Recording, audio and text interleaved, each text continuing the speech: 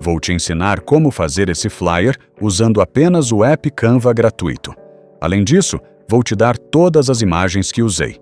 Já essa arte editável vai ficar disponível no meu grupo exclusivo, juntamente com outras 200 artes editáveis e mais de 5.500 imagens úteis para a criação de flyers. Para participar do grupo exclusivo, basta se tornar membro do canal, nos planos Yabai Package ou Apoiador Master.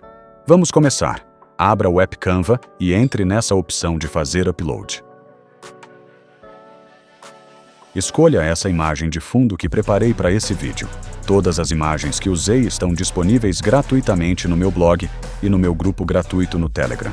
Confira as informações na tela. Continue acompanhando todo o passo a passo para você ver como montei a arte.